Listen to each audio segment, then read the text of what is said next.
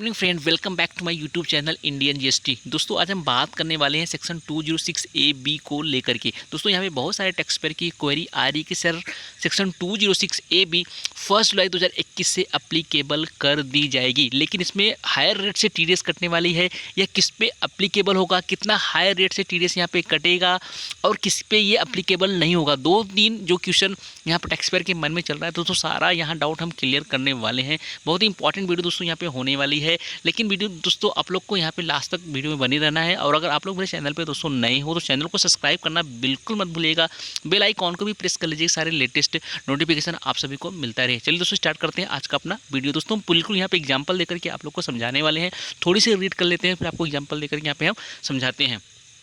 तो section 206 A B दोस्तों special provision है जो कि इस बार की यूनियन बजट में अनाउंस की गई थी for deduction of tax at sources for non filers of income tax return. तो दोस्तों यहाँ पे क्या बोला गया है, non filer of income tax return, कोई ऐसा एसईसी दोस्तों जिसको जो लाइबल था इनकम टैक्स रिटर्न फाइल करने के लिए, लेकिन लास्ट 2 फाइनेंशियल ईयर का उसने अपना रिटर्न फाइल नहीं किया, तो इस केस में यह सेक्शन उस पर अप्लीकेबल हो जाएगा। दोस्तों पहला क्वेश्चन आप लोग का जरूर हम यहाँ पे क्लियर कर देते हैं, यह अप्लीकेबल किस पे होगा दोस्तों, कोई ऐसी एसईसी जिस जो लाइबल था इनकम टैक्स फाइल करने के लिए लास्ट 2 फाइनेंशियल ईयर थे, लेकिन उसने अपना लास्ट 2 फाइनेंशियल ईयर का अपना रिटर्न फाइल नहीं किया, तो ये सेक्शन 206 ए बी उस पर अप्लीकेबल कर दिया जाएगा। अब दोस्तों यहाँ पे बात जो उठती है, सेकेंड नंबर जो क्वेश्चन है, सर कितनी रेट से टीडीएस काटी जाएगी अगर एसएससी अपना आईटीआर लास्ट 2 फाइनेंशियल ईयर का फाइल नहीं करता है। तो दोस्तों इसमें 2 कंडीशन है।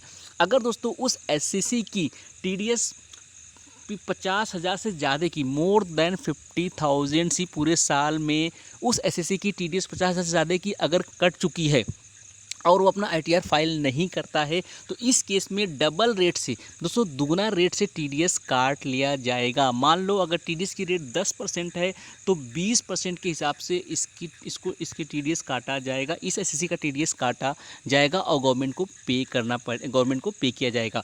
दोस्तों अगर मान लो इसी केस में मैं आपको दूसरा कंडीशन बताता हूँ, अगर दूसरे कंडीशन में 50,000 से कम की, दोस्तों अगर यहाँ पे 50,000 से कम की अगर टीडीएस कटी है एसएससी की किसी लास्ट 2 फाइनेंशियल ईयर में और वो अपना इनकम टैक्स रिटर्न फाइल नहीं करता है, तो इस केस में दोस्तों जो रेट चल रही है टीडीएस की, अगर 10% चल रहा है तो 10% के हिसाब से ही टीडीएस उसकी काटी जाएगी। तो कहने का मतलब दोस्तों यहाँ पे क्या है, 2 कंडीशन बता दी गई है।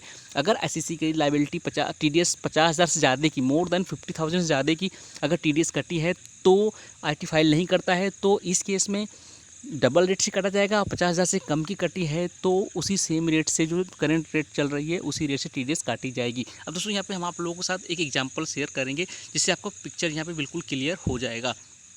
दोस्तों मान लेते हैं यहाँ पे ए एक एसएससी है, एक सप्लायर है और बी एक रिसिपिएंट है। तो दोस्तों ए ने सप्लाई दिया बी को और बी को टीडीएस काट के ए को पैसा पेमेंट करना है, लेकिन दोस्तों बी को पहले ये चेक करना पड़ेगा क्या ए ने अपने लास्ट 2 फाइनेंशियल ईयर का अपना इनकम टैक्स रिटर्न फाइल किया है कि नहीं किया है। तो दोस्तों मान लो ए ने अपना लास्ट 2 फाइनेंशियल ईयर का आईटी फाइल नहीं किया है, तो बी को अब ये देखना पड़ेगा कि ए की टोटल टीडीएस कितनी कटी हुई है। अगर ए की टीडीएस मोर देन 50,000 से ज़्यादा की कटी हुई है, उसके बुक्स में दिख रही है और उसने अपने 2 साल का लास्ट 2 फाइनेंशियल ईयर का इनकम टैक्स रिटर्न फाइल नहीं किया है, तो ए जो रेट है टीडीएस काटने की, सपोज दैट 10% का रेट था तो 20% के हिसाब से वो टीडीएस काट लेगा ए का। 10% की रेट थी तो इसका जस्ट डबल करके 20% के हिसाब से टीडीएस काटेगा बी ए का। और दोस्तों मान लो अगर ए की टीडीएस जो कटी है 50,000 रुपये से कम की कटी है, अगर 50,000 से कम की कटी है तो इस केस में बी क्या करेगा, 10% के हिसाब से ही टीडीएस काटेगा ए का, वही जो करंट रेट चल रही है उसी रेट से काट लेगा। तो आइए दोस्तों यहाँ पे आप लोग को समझ में आ गई होगी, फिर भी हम एक बार फिर से रिवाइज करने की कोशिश यहाँ पे कर देते हैं।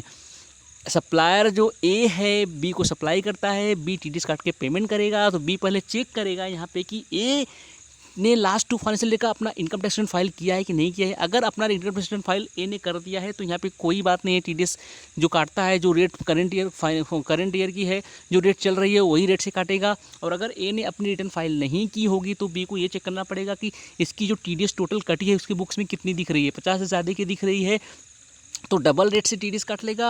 और अगर मान लो 50,000 से कम है तो सेम रेट जो चल रही है उसी रेट से टीडीएस काटेगा, अगर एनए रिटर्न फाइल नहीं की है तो। अगर किया होगा तो इसमें कोई दिक्कत आने वाली नहीं है। तो दोस्तों आई होप यहाँ पे आप लोग को बिल्कुल समझ में हो गया होगा, सारा पिक्चर क्लियर हो गया होगा। दोस्तों अब हम यहाँ पे एक चीज़ और बात कर लेते हैं, किस पे एप्लीकेबल नहीं होने वाला है। तो नीचे आप देख सकते हो किन किन सेक्शन पे एप्लीकेबल नहीं वाला है। हु इज़ देख सकते हो आप यहाँ पे किस पे एप्लीकेबल नहीं होगा। Not applicable in which cases, तो आप यहाँ पे देख सकते हो कौन कौन सेक्शन पे एप्लीकेबल नहीं होने वाला है। If the tax rated under section 192 salary के पर्सन के लिए 192A, 194B, 194BB, 194LBC या 194N, इन सेक्शनों पे दोस्तों ये सेक्शन एप्लीकेबल नहीं होगा। इन सेक्शन में जिनका टीडीएस कट रहा है उन पे ये एप्लीकेबल नहीं होने वाला है। तो आई हो दोस्तों आपको सारा चीज़ यहाँ पे समझ में आ गया होगा सेक्शन 206AB को लेकर के। चलिए दोस्तों मिलते हैं फिर एक नए वीडियो के साथ, तब तक के लिए जय हिंद जय भारत।